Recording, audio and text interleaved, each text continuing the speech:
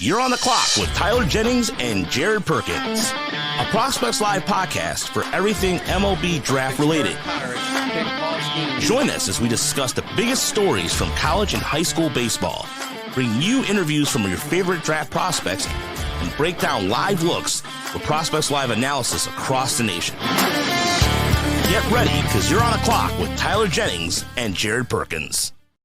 Alrighty, welcome to another episode of On the Clock by Prospects Live. I'm Jared Perkins. That's Tyler Jennings. We got Brian Recca with us today, our senior draft evaluator at Prospects Live. We got some top 200 boards to go over. But first of all, Tyler, how are you doing? I didn't take my crazy pills today. So nice. Love it. Recca, how are you doing today? Not bad. It's a little rainy up here, but hopefully it clears up for the weekend. Where is it not rainy in the United States right now? Let's be real here. Games getting canceled left and right. Gotta love it. But the big topic that we're going to talk about, we usually do kind of a recap of the last college baseball season, but we have our top 200 board coming out soon. Tyler, you want me to turn over to you for that? Yeah, sure. So as of right now, we're just finalizing the last touches here. We're recording on Wednesday, so we'll have this submitted tonight and probably either out like Thursday or Friday for the masses. Really excited to kind of dive into this. This has been a lot of like live looks and bouncing off each other. I think, what was it? We said 190 about 500 million different times, Recca, in the first call that we did for this. There's a lot of difficult cuts to make. There's some guys I'm sure I'm going to get some crap for that missed a board, but that's just the name of the game now. It's like you have a set number to go for, and if you don't make the cut, hey, don't sweat it. Just prove us wrong, you know? But yeah, definitely, if we had taken a shot for every single time we said 190 that night, I'm pretty sure all three of us, it was me, you, and Patrick Bauer, we all probably would have been in the hospital for alcohol poisoning. Yeah, and our board would look very, very messed up probably as well, because from all the induced mistakes I'm sure we would have made. Oh my god. So who's the biggest jump for you guys in terms of the ranks? I want to say the biggest jumper, at least like making the judgment, like Aiden Major from West Virginia is a guy that's really jumped up our board a little bit. Chris Lavonis is another guy that's jumped up.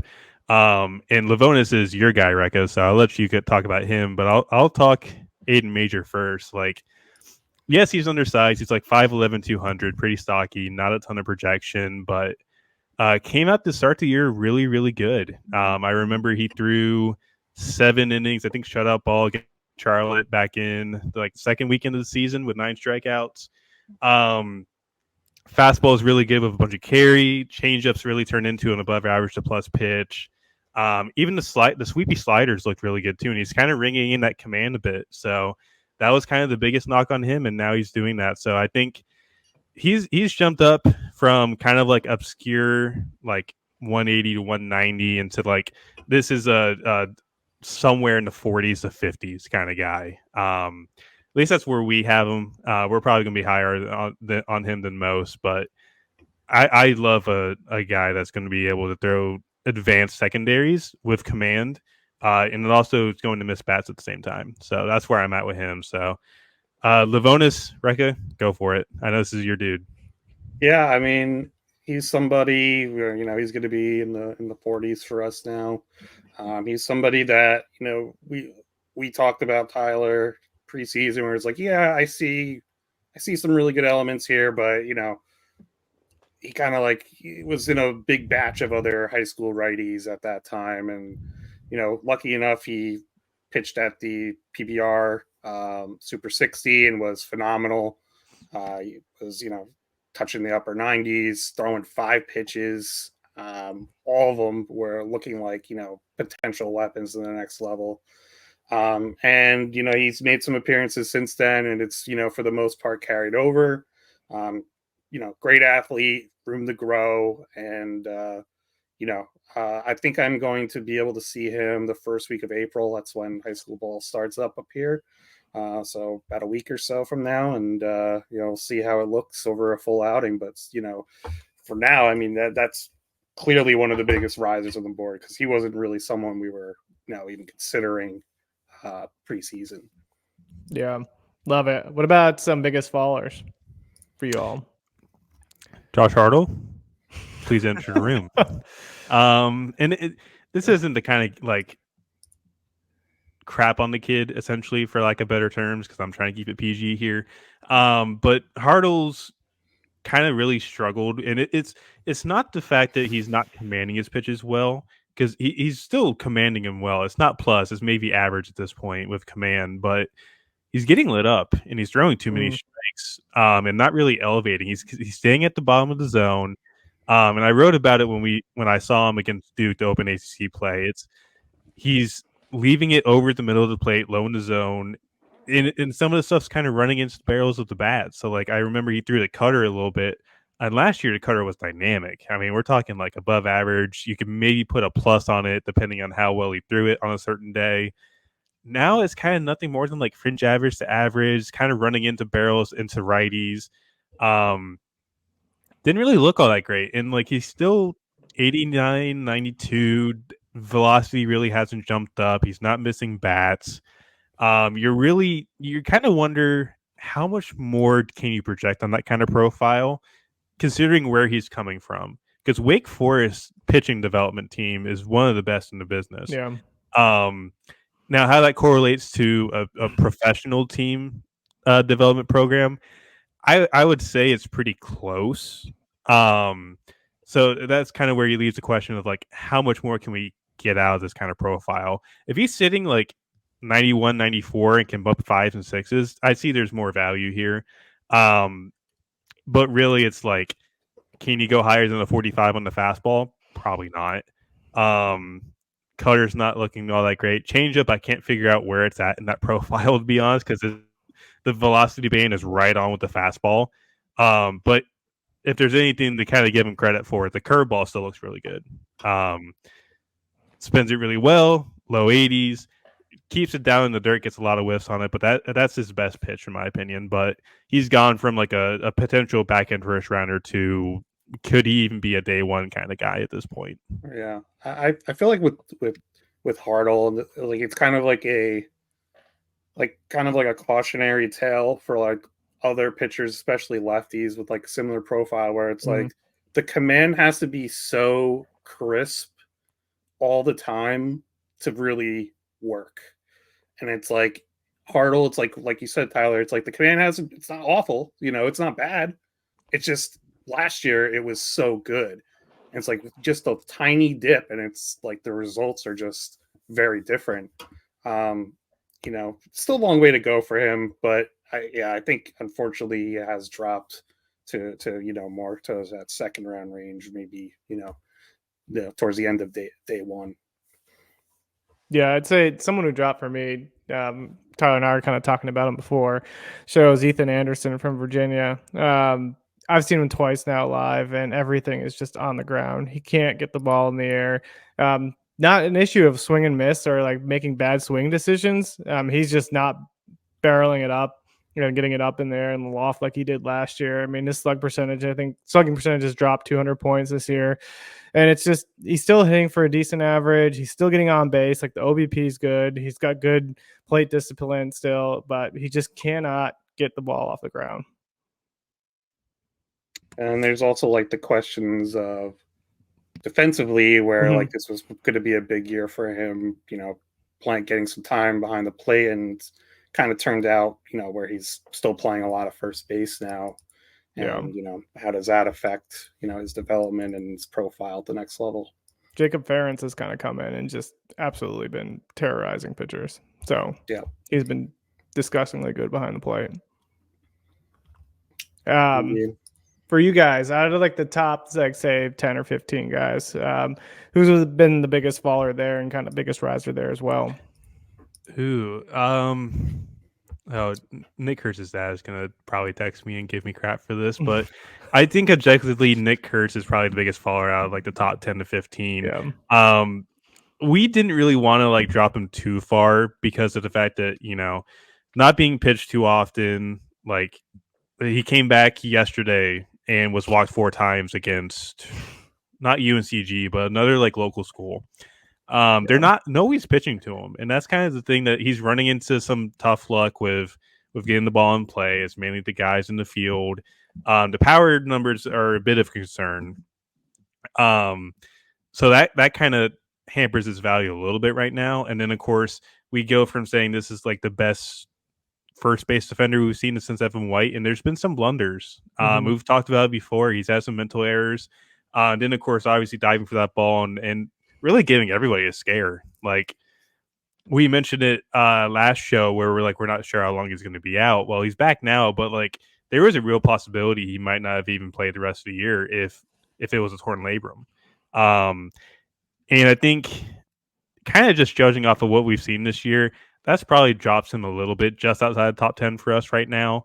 JJ Weatherholt, yes, he's only played like 4 games and hasn't played in a month, but we've seen what that profile is. It's a 70 hit with robust power from the left side, doesn't sacrifice anything.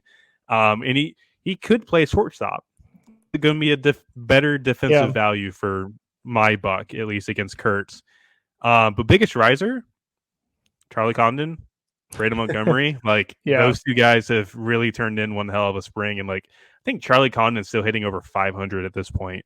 And we're like, what, 25, 30 games into the season already? Video game numbers at this point for him. Who put it on easy difficulty for him?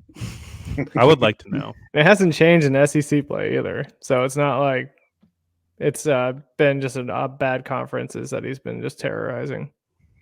I don't know if we can ever consider bad with the SEC ever. He's got a 12-13 slug. Yeah. That's disgusting. And a 637 on base percentage to go with that. And he's playing like 3 different positions too. It's like including third base where he's like never really spent time at. Just I don't see how anyone else could. It's crazy because Brady Montgomery, what he's doing is like, oh my, pretty insane too. Especially the fact that he's moving to the SEC, playing Texas A&M, and he's been excellent. But then when you're competing against Charlie Condon, it's just like, and anything you do is going to look a little bit worse. I also agree with the Kurtz being the one who drops, and like some of it is like you said, Tyler. It's like it's no fault to his own for some of these things. It's like he's had like a 30% walk rate or something right now, like something like insane. He's just not getting pitched to, and that's been benefiting someone like Steve King and Jack Winay and these other guys. But at the end of the day, it's a first base profile, and it's always going to be a bit riskier. And if the power isn't showing up, regardless if you're getting pitched to or not, something you have to consider. Plus, the defensive stuff, and just something. I don't know. Even leading up to that injury, just felt like something wasn't quite right. But maybe sometime at DH, we'll get him back on track, and we'll start seeing some more pitches to crank out. Yeah. And I think somebody had spoken to me before. Like this was a guy that wasn't getting out at all during preseason play, like scrimmages and whatnot. So I'm hoping at some point there's a turnaround. I would really love it for Nick. It's only not because he's been on the show or anything. He's an extremely nice dude. He's easy to root for. I also did find a little Charlie Condon tidbit just for like having fun here. Charlie Condon, across nearly 200 fastballs seen this year, has only swung and missed at 5 of them. Wow. He has 6% whiff rate on fastballs right now. That's insane. It's mind blowing. It's wild. I was looking up some of his D1 baseball advanced stats too, and he's got a 20% walk rate and a 9.7% K rate. Yeah. With a 278 wins run created plus. I forgot they made that for college baseball. Yeah. Hey, I don't even know how to like process that for college sports, but it's fun to look at for sure. Definitely inflated in some sense, but man, it's nuts. Have there been some new guys that have entered the top 200 that might have not been on your radar in the previous top 100s that you had for college and prep? I would say prep, maybe like We had Tyson Lewis before. Mm. He was the guy that really jumped up too. Like, going to be in the same range as like Lavonis and Aiden Major in the 40s because it's like at weight, swing looks really good, power's there. This is your classic like Nebraska infielder that's going to turn into a beast because Nebraska has just everything apparently. Yeah. But in terms of like some guys that we didn't have before, trying to think like Cash Mayfield. So you're Cash Mayfield. Yeah, that's a good one. Go on. I forgot about him, honestly. Cash Mayfield's got like the easiest 96 I've ever seen, man.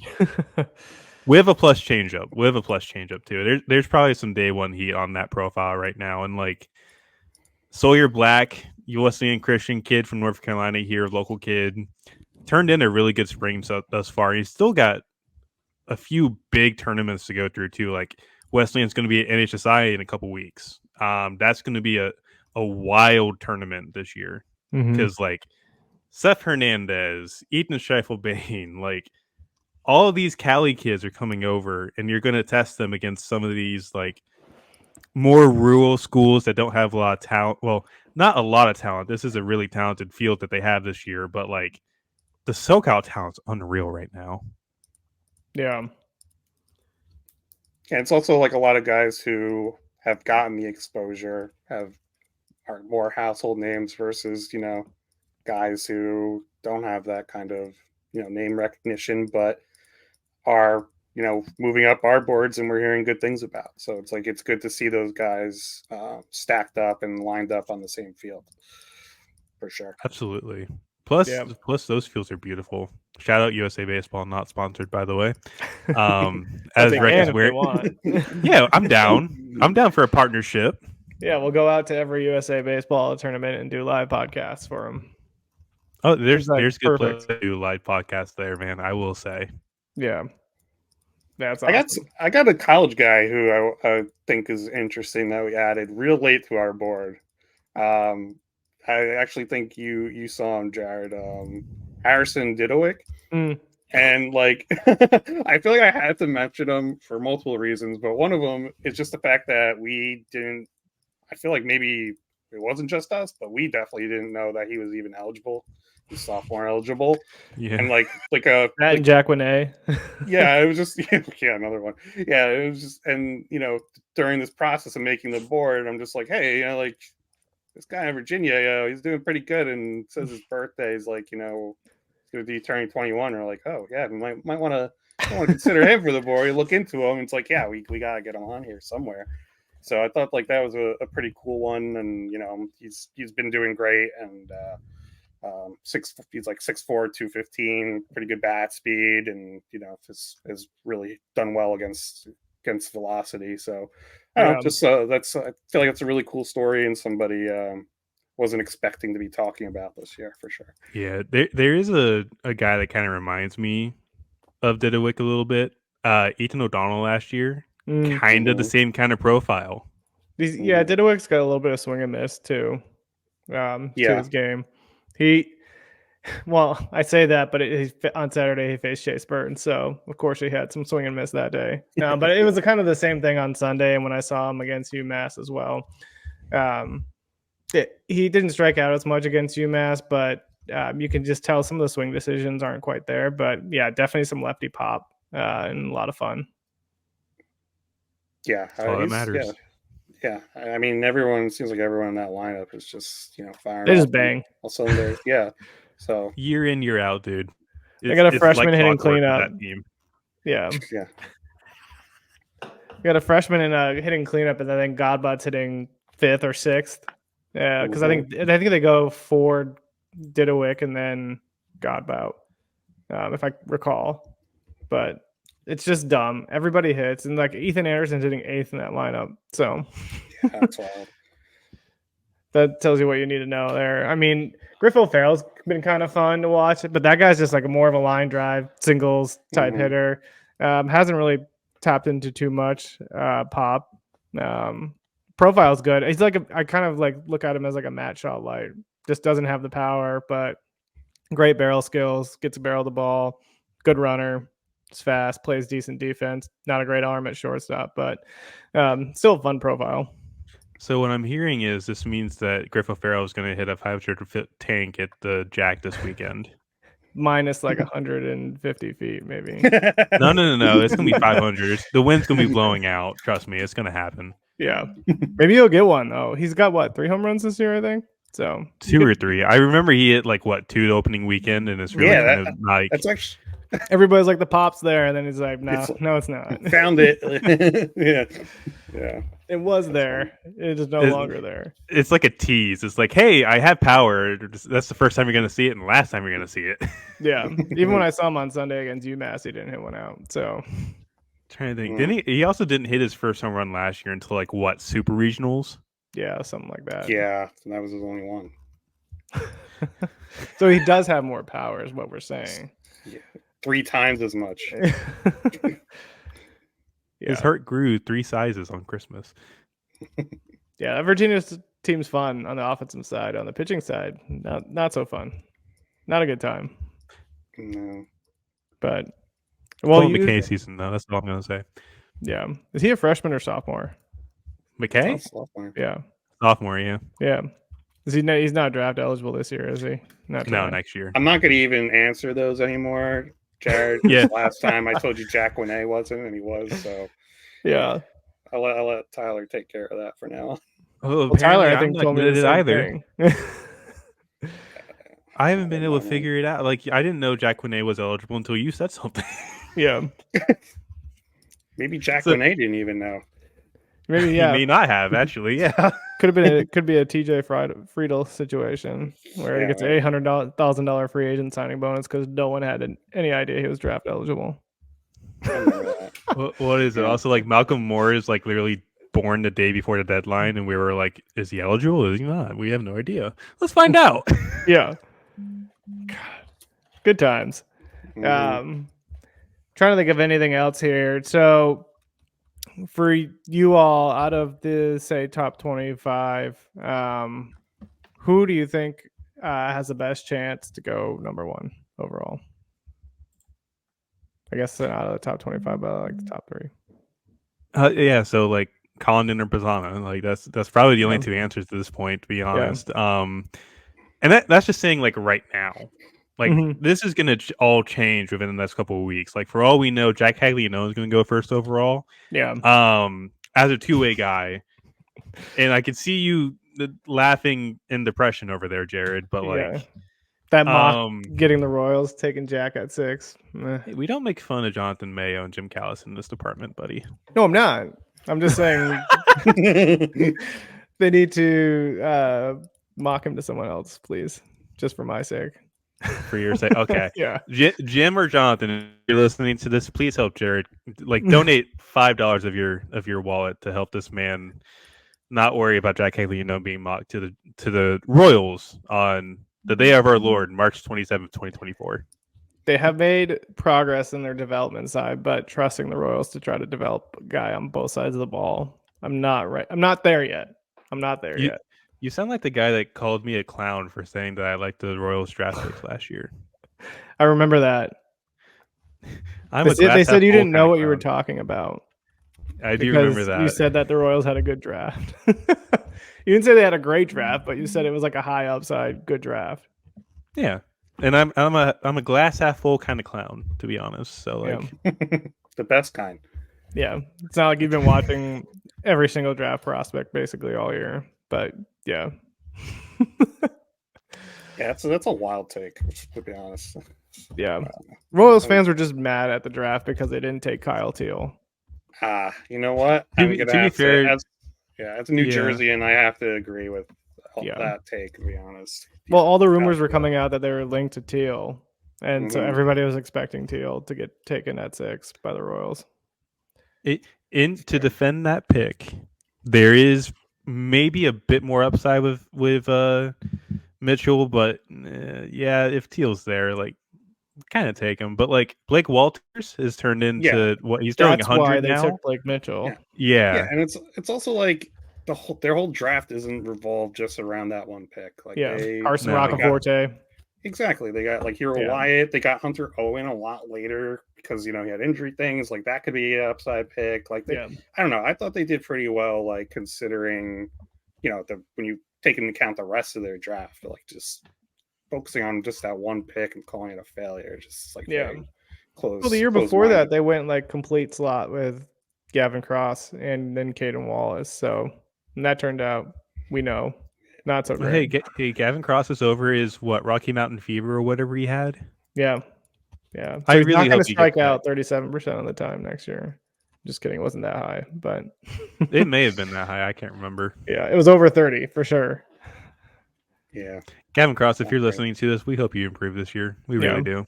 We're pulling for you. And Caden Wallace is going to be like a below average third baseman, maybe average. If you get lucky. Nothing wrong with average. Gives me a lot of Emmanuel Rivera vibes, who was also a Royal. He was a Royal? I didn't know that. Okay. Who? We're not going to get into an Emmanuel Rivera discussion because Royals fans also. That's a rabbit hole.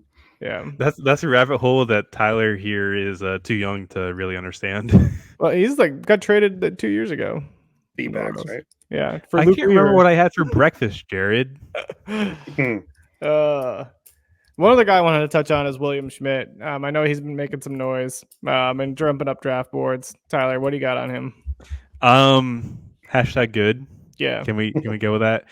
To be honest, with Schmidt, this was a guy that like last year at PDP was coming out like 90-94 with really good ride on the fastball, and then obviously the near 70 grade hammer that he has for a curveball. So you can tell there's like the raw stuff is there. The loud raw pitch mix is there. He's got a changeup he's been working on. It's really athletic. And now he's bumping 98 with, like I said, the near 70 grade curveball. The changeup looks really good. I would say you put a cutter or something in that profile and it's a wrap. It's done. Yeah. Like that's probably the first prep arm off the board. It's like it's super projectable. Like I said, really athletic. And he's bumping eights with a ton of vertical carry and big depth on the curveball.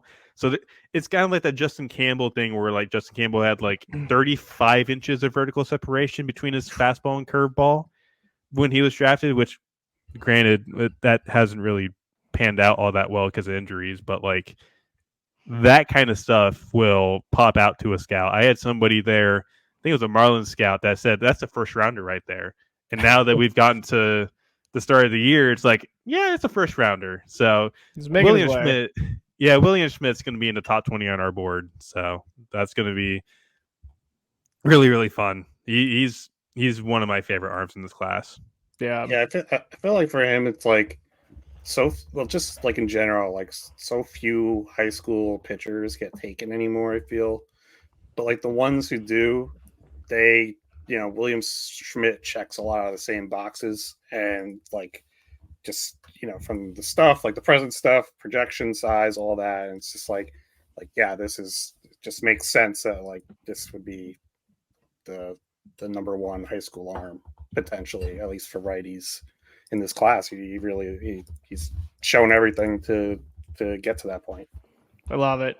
Now that we're about 30 minutes of the show, I think we should go into our next segment. We're going to go on the clock. We're going to do a top 200 on the clock.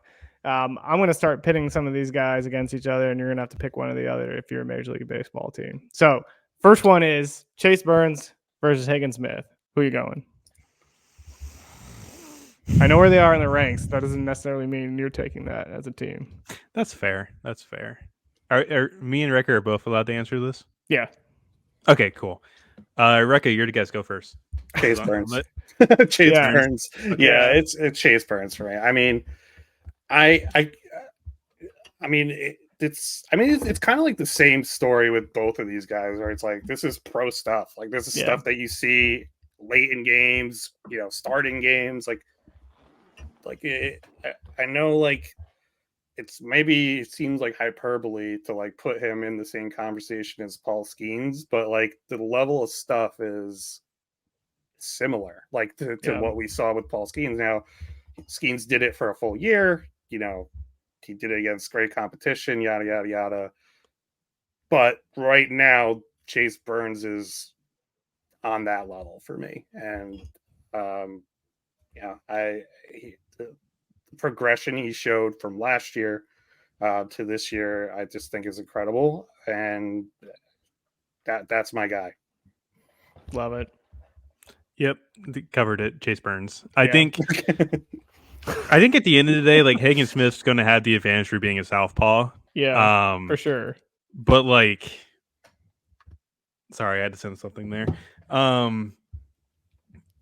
Chase Burns' stuff is just ridiculous right now. I think I mentioned it before, like a near 80 grade fastball, a 70 grade slider.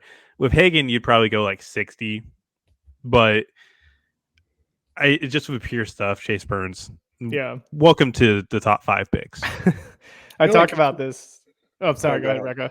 Oh, sure. So I feel like for pretty much any team, whoever ends up picking them, they immediately become their best pitching prospect in their system. Like, you can't go wrong with either of these guys at the level they're performing right now.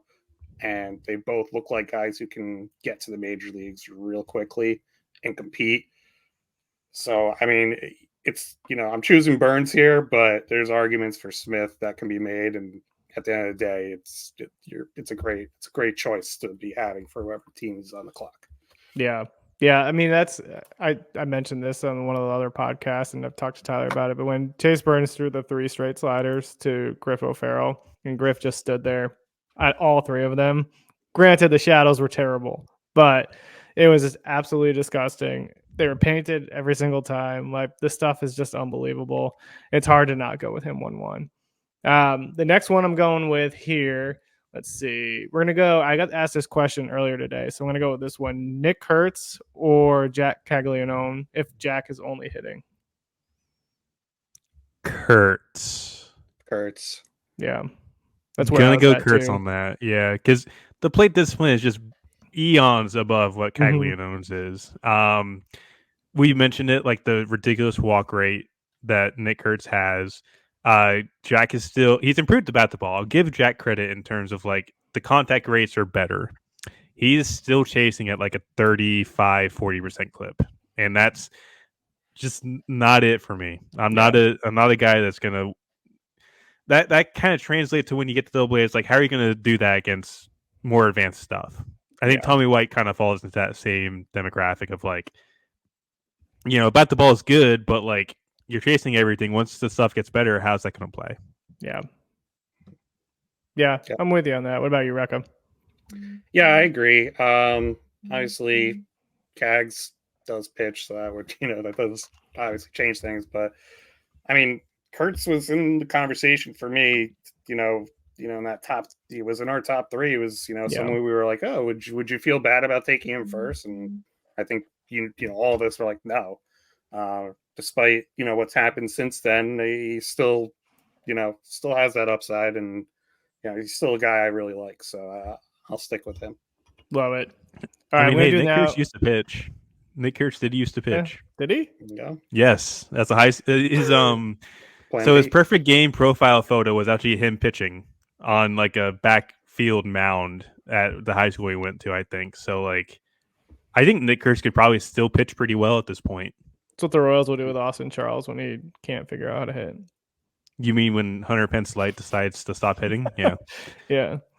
I'm going to do the high school version of Hagen Smith versus Chase Burns. We're going to go Cam Caminiti versus William Schmidt.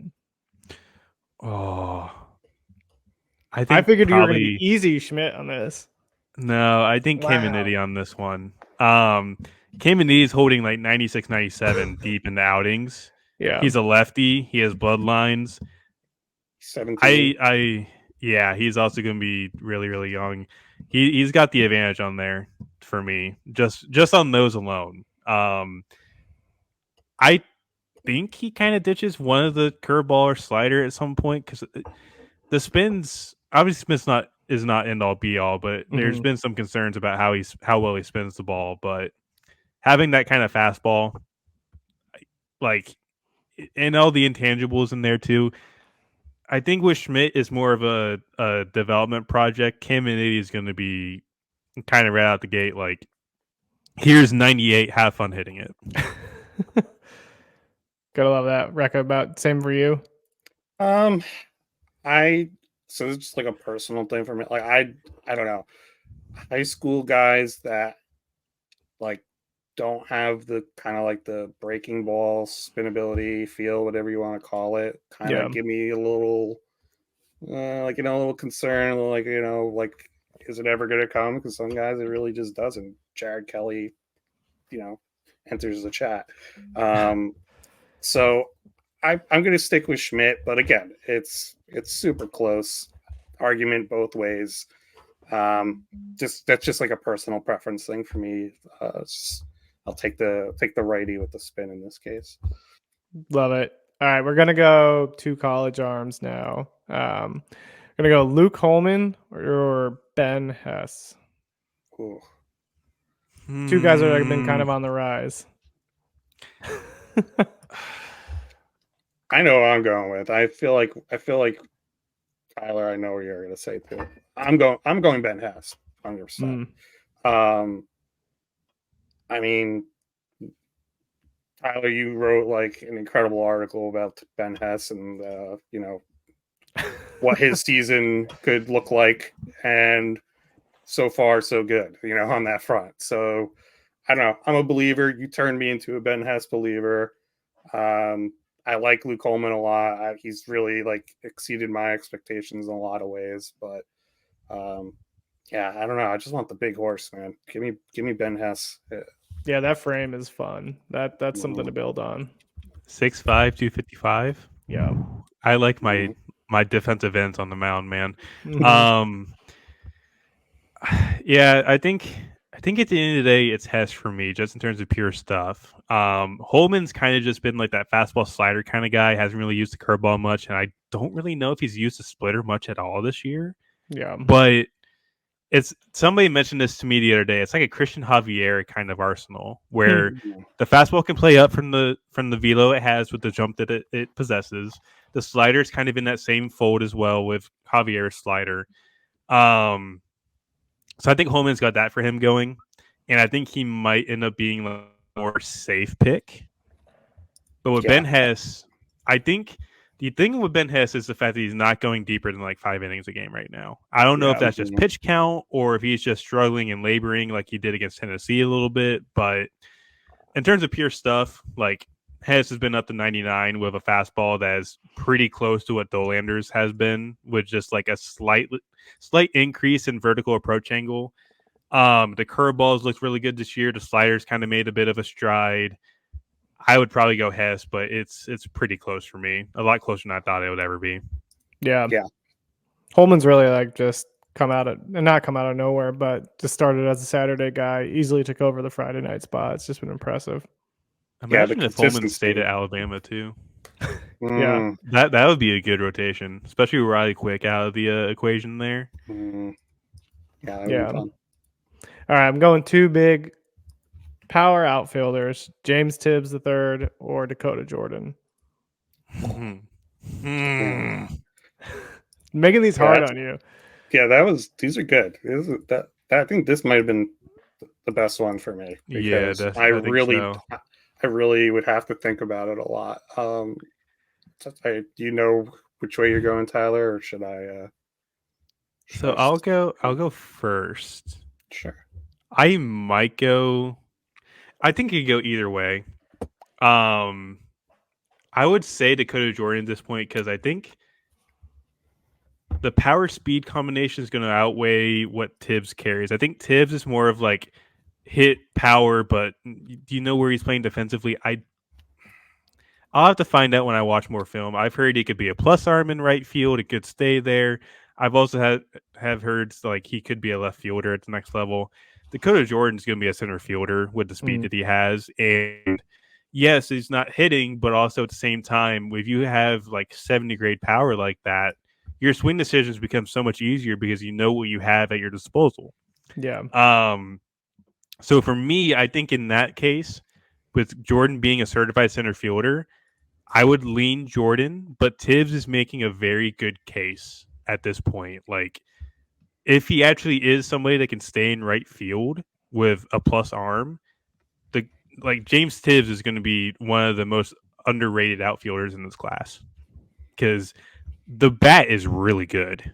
Yeah. Yeah, that's fair. I'd probably lean more towards Tibbs personally. I think a lot of it is because I don't know. I have a little bit more history with him. Dakota Jordan, was a draft eligible sophomore, and Tibbs was excellent his first 2 years at Florida State, and Yeah. then we heard. I mean, I'm pretty sure. I feel like pretty much everyone we talked to that saw him on the Cape came away pretty impressed and or felt that he was better than they expected um, going into the summer, and that has carried over in the most extreme way possible. I mean, I think he's still in single digit strikeouts for the year, Hmm. and he's hitting for even more power, and he's not playing first base anymore. I don't know. That's just somebody who I've been able to kind of see the progression, so I just feel more confident, taking him personally. But the Dakota Jordan, hype is real, and some of the things he does on the baseball field are just that can't be taught. It's Yeah. just pure athleticism, strength, physicality, whatever you want to call it. And it seems like he's also becoming more of a baseball player in the process too, which is, the kind of everything just coming together at the right time. Yeah. Gotta love that. This next one I'm gonna do just to call Tyler out mostly and make him have to choose because these profiles don't make sense to put against each other, but I'm gonna do it anyways. Josh Hartle or Michael Massey. Because I know he's Damn, had a that's kind of great sad. time watching both of them, so I'm just gonna throw that one out there. Recca, go first, please. This is actually really tough for me too because I'll be honest, I've probably been on the lower side for Massey Hmm. uh, heading into this year, for sure. And Hartle, I was probably a little higher on than some people, and now Hartle has kind of moved back. So I don't know how I feel about this. I think with Massey, I just have trouble projecting it to the starting rotation. Yeah. And was he in the rotation last weekend, or he was removed or something? So I don't know what's going on with He was that. hurt when I saw Wake versus Virginia. Hayden LeFew got the start. Massey was Gotcha. hurt and Yeah, skipped so that weekend. I don't. Did he come back last weekend? I have He Yeah, did. he no pitched idea. 2 innings against Yeah. Louisville Saturday. He Okay. had like a back hamstring issue, from what I Okay. heard. All right. So yeah, Yeah, I don't know. I think I would take Massey just because you know the stuff still plays, and if Hartle, if it's going to be 89, like you said, 89, 91, it's really hard to make that work in the major leagues these days in any role. Yeah. So yeah, I'll take Massey, but it's real close. That's tough. Yeah. yeah. Sorry, You probably Tyler. saw me in the background of this, trying to debate on laid back in my chair all the way back here. Who do I go with? I think I'm Massey too. Yeah. Just I understand. Yes, it could be a reliever at the end of the day, but we've mentioned it before already.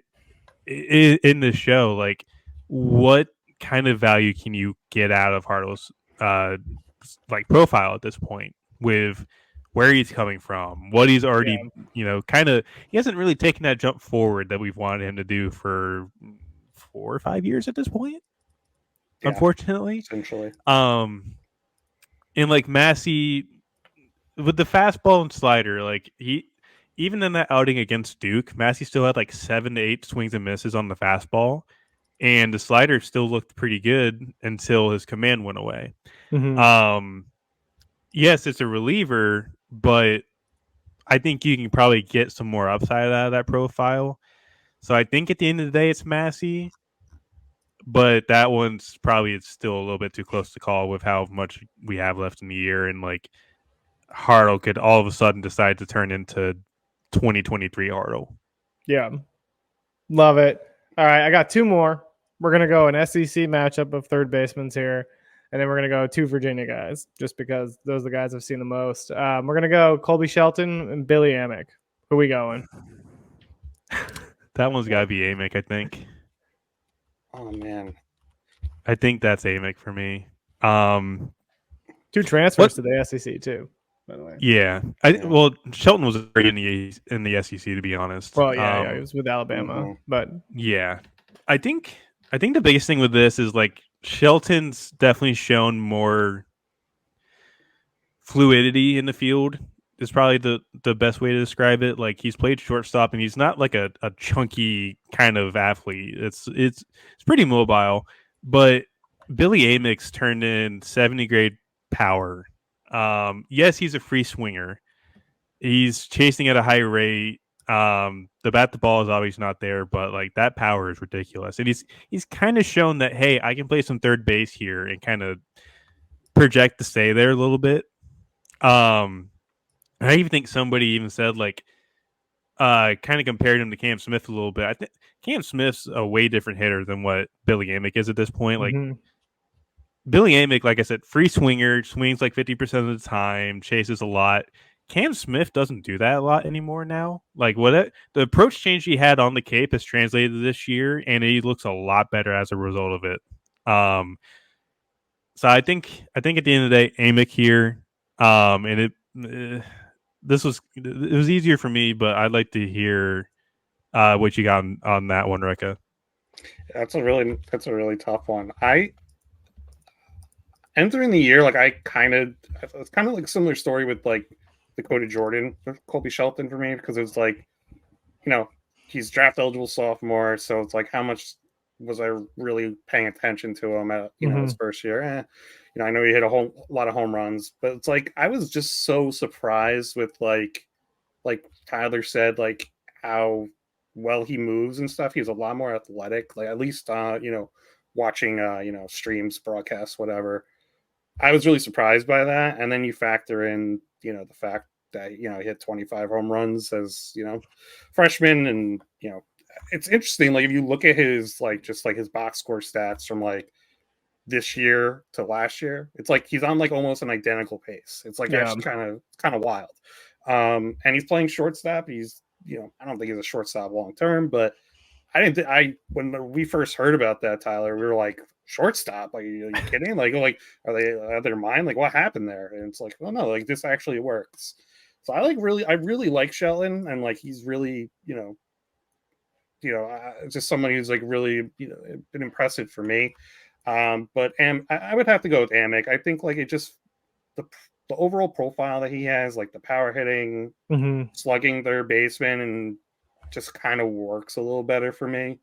And he has, looked a lot better, at third base than I expected as well. He's made some really, really, stellar plays at third. And again, like I think moving to the Tennessee SEC and really carrying over the production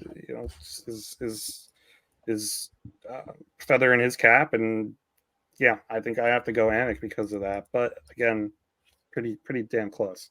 Yeah. Probably know the direction I'm going with this last one. Ethan Anderson or Casey Saki. Did